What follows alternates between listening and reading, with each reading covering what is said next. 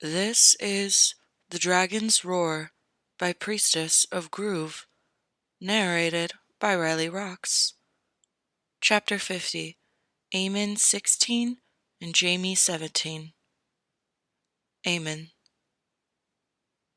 Aemon strode to the small council meeting with his head held high. Sir Meryn Trant flanked him as he strode across the grounds. It didn't seem to matter that he had been king for more than a month. The resident nobility bowed and curtsied as he passed, whispering excitedly to their neighbors. He should be flush from all of his accomplishments. He'd neutralized all of the Baratheon men, taken the keep bloodlessly, won over the Vale forces, and persuaded the Night's Watch to catch a white and ship it south to King's Landing. It was enough to inflate the egos of most men, who would be so lucky to accomplish such a feat in their lifetime. Yet, Aemon felt tempered and overwhelmed by all that he had yet to do and needed to do. Before leaving Dragonstone, he'd arranged for the mining of the dragonglass to start. But there simply wasn't enough manpower left on the island to do little more than make a dent.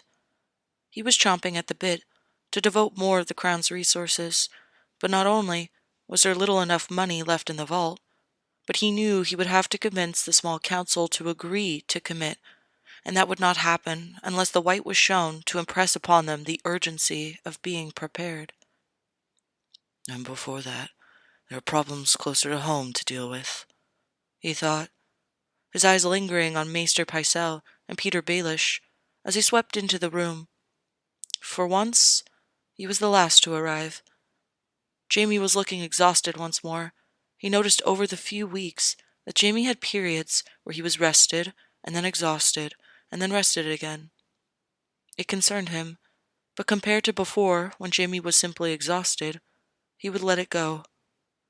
Though they practically lived next to each other in the keep, their paths only crossed at council meetings, and when Jaime needed his seal of approval. It left Aemon feeling isolated, though he did his best to fight the feeling. Good afternoon. I've called you here today because we need to start planning my trip to Dorne, so that we can finally bring them into the fold, Aemon said. Lord Valerian, how long will a trip to Dorne take? Well, your grace, with a fast ship and pleasant weather, you could be in Dorne in as little as 3 weeks. It will likely be 4 weeks, though. Will it be the same back? It may take a bit longer, your grace. The current heads south, so you'll be going against the current on the way back. Aemon frowned. The White would almost certainly reach King's Landing before he returned, but he had plans of bringing at least one Martell back with him to King's Landing. Forgive me, your grace, but do you intend on traveling alone? Jaime asked. The question was innocent enough, but there was an intensity to his look.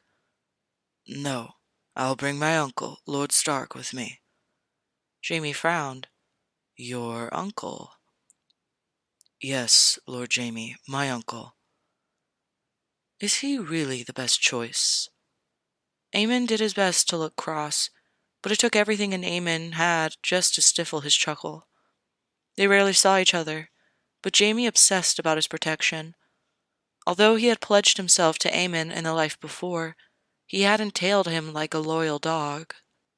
The intervening years between Jaime's revival and their reuniting had appeared to foster in Jaime an unbreakable need to protect Aemon, refusing to sire Cersei's bastards, refusing to tell the king of Cersei's bastards, and acting like there wasn't a hidden Targaryen at Winterfell, had all been acts to protect him.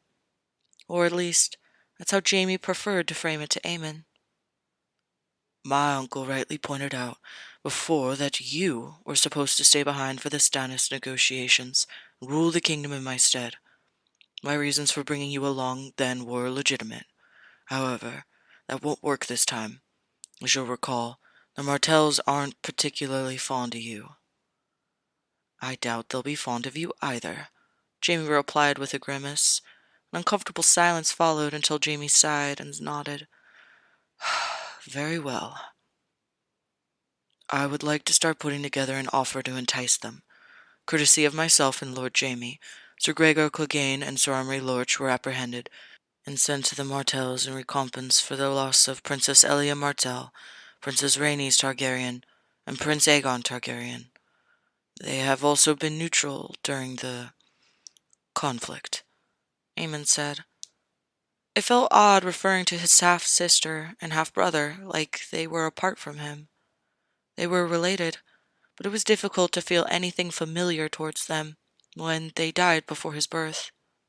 If they had survived, he'd hoped he could have a cordial relationship with that part of the family. But he suspected that there would always be tension if he had remained at his half-brother's side. That was a ripe plot for the Littlefingers of the world to use to drive them apart. Speaking of my half-brother, he quickly jotted down one option that he would offer with or without the approval of the small council. If there was one thing he'd learned in his short time being king, it's that diplomatic gestures counted as much as real ones. He felt that it would make a considerable headway into persuading Dorne to agree to the alliance. For the next several minutes, suggestions flew at him from nearly all sides. It did not escape him that Pycelle remained quiet during the discussion. David the healer did as well. But this was far outside his expertise, and he had little knowledge of politics, let alone what would be acceptable to Dorne. He spent much of the discussion impatiently tapping a quill on his parchment. "Patience, David," he wanted to say to him, but there were too many here to convey the message properly. He was surprised that Littlefinger had actually offered a decent idea, suggesting there be a marriage between his cousin Bran and Princess Arianne Martell.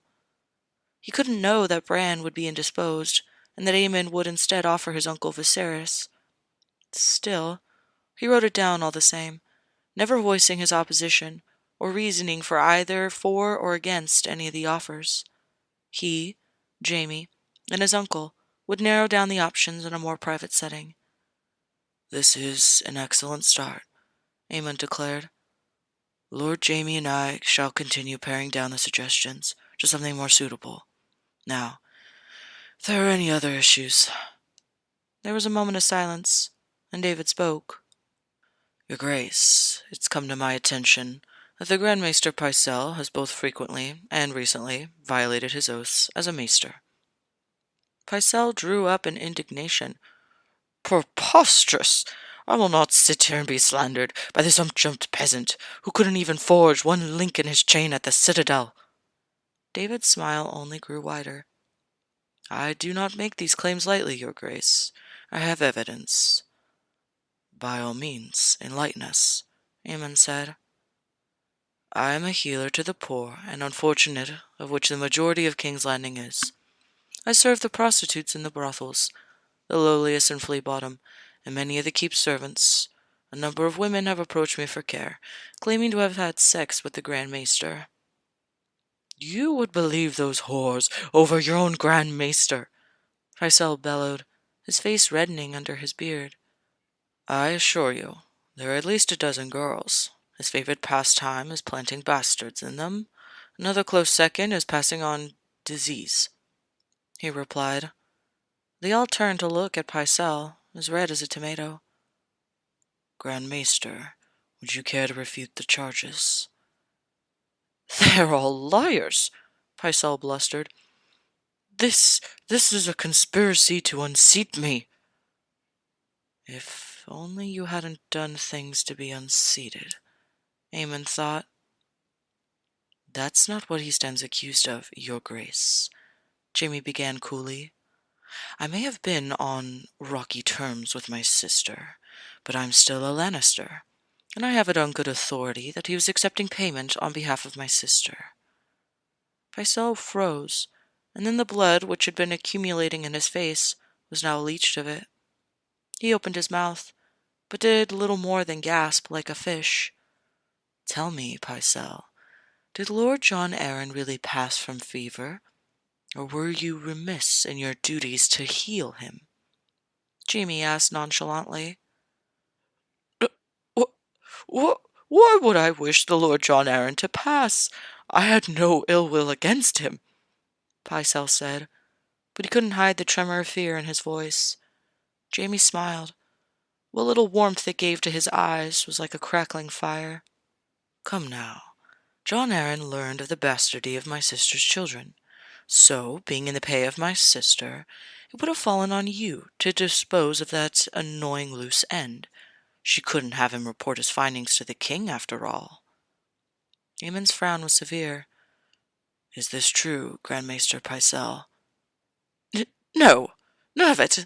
I have only ever served the king in residence with unfettered loyalty, your grace." "You're not supposed to be loyal to the king. You're supposed to be loyal to the keep," David snapped. "That is part of the oath the maesters take once they forge their chain. You are to be dutiful, not loyal." "If what Lord Jaime says is true, then you would be in If what Lord Jaime says is true, then you would be in dereliction of your duty as a maester, let alone a grand one," Aemon began. "And you're sleeping with serving girls and whores. This is the best the Citadel has." "I assure you, your grace, you will find fewer worse than Grand Maester Pycelle," David retorted. No, no, your grace. If John Arryn had told the king what he knew, you would have never been in position to dispose the usurper Robert Baratheon to take his throne. I helped you." "Is that what you say to every king?" Aemon said. "You didn't know it existed, so you could not possibly have neglected to treat the Lord John Arryn on my behalf. As far as I'm concerned, this makes you an assistant to his death. Sir Meryn Trant, call the guard." He's hesitated for a beat. "At once, your grace." And the next moment, 2 guards walked in and grabbed Pycelle from under his arms. "Please take him to his cell.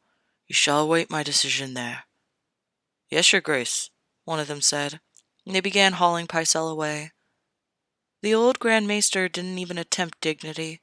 He howled and kicked and begged as they hauled him out of the small council chambers. Aemon glared at the door, glad to finally be rid of that pest. "Congratulations, your grace. He will not be missed," Jaime said. "I shall write to the Citadel this evening about replacing Pycelle and finding healers to add to your ranks," he said, looking at David. "Thank you, your grace. You're most generous," David replied with the bow of his head. "Well done, your grace," Littlefinger said with a greasy smile. Aemon surveyed everyone on the council. Lord Willis looked resolute but alarmed. Lord Steveron and Lord Valerion both appeared aghast at the revelations. However, neither Varys nor Littlefinger appeared perturbed. They were as inscrutable as ever. They were, by far, the 2 most dangerous men on the council, and he had no way of seeing or knowing when or if they intended to strike. He would have to be patient.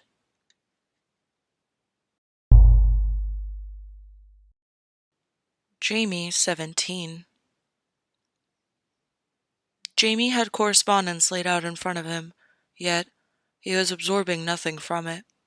It was deliberately harmless information regarding the inspections Lord Valerian had carried out on the remaining fleet. Progress was unfortunately slow to bring the ships to a safe standard, since there was little room in the budget. He closed his eyes and cycled his breathing, but he couldn't keep his foot from tapping the door. He had sent a summons for Littlefinger. This was a conversation that he'd put off for far too long.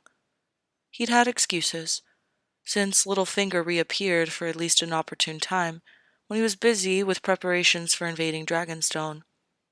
Although he and Aemon were certain of Littlefinger's intentions, they still had to be confirmed.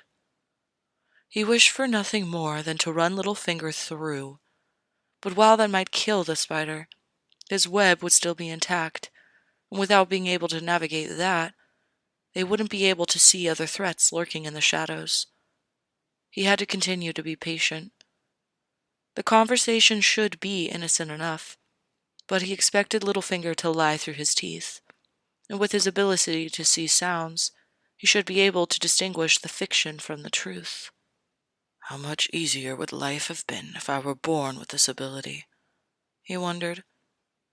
He would have been able to see instantly through Cersei's lies, and would therefore have frittered less of his life away at her suggestion.